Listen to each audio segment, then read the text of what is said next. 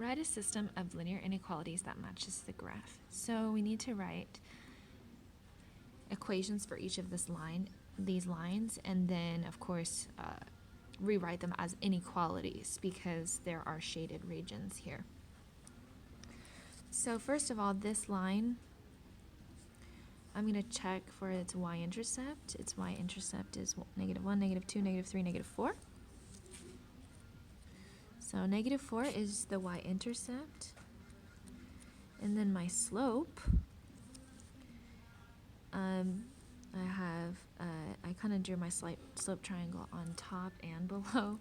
So you can see that, because you couldn't see it in the shading. So the rise is 1 unit, the run is 5 units, but you're going to the left.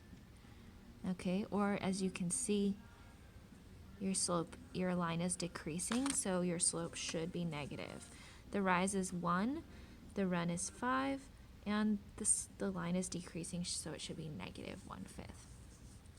So as an equation, remember this is an inequality, but as an equation, I have -1/5 x minus 4. Now I'm going to choose any point that's already in the shaded region and then use that to help me pick my inequality symbol.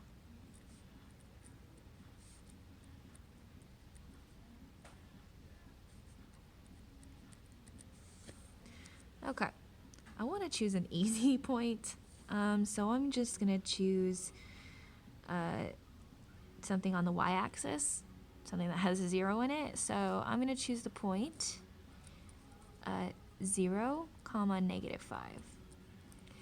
0, -5 should make this statement true.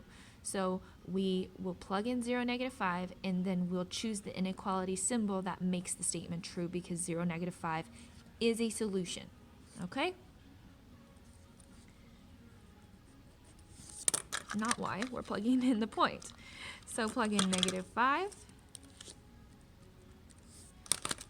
Then you have -1/5 times 0 minus 4. -5 is something -4. This is a solution, so we want this to be a true statement.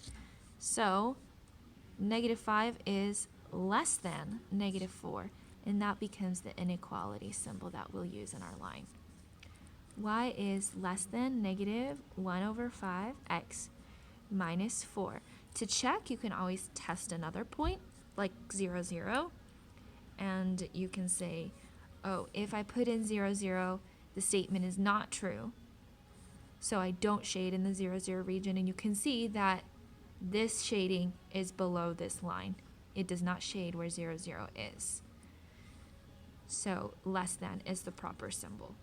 Okay, then we have a vertical line. Vertical lines are written as x equals. And this vertical line goes through 5. Now I know this is not an equation, this is an inequality because it's dashed and it has shading.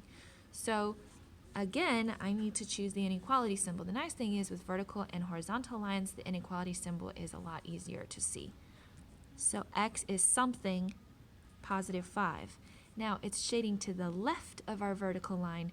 The left is where the negative numbers are on the x-axis, so we're going to go less than. And again, you can test a point. You can test 0. Is 0 less than 5? Yes, it is. And is 0, 0 being shaded? Yes, it is. All the points in quadrant 4. By the way, it does not matter if you put this one as inequality 1 or this one as inequality 1. Just as long as they're both there, you'll get the credit. Okay, so it looks like we have dashed lines overlapping our x and y axes.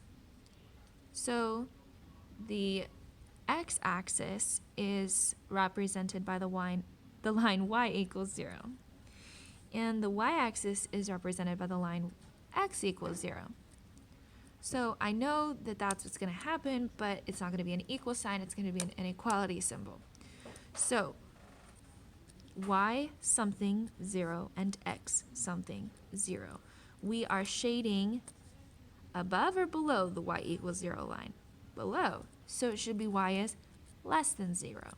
We're shading above or below the x-axis. We're shading above the positive x's. So x is greater than 0.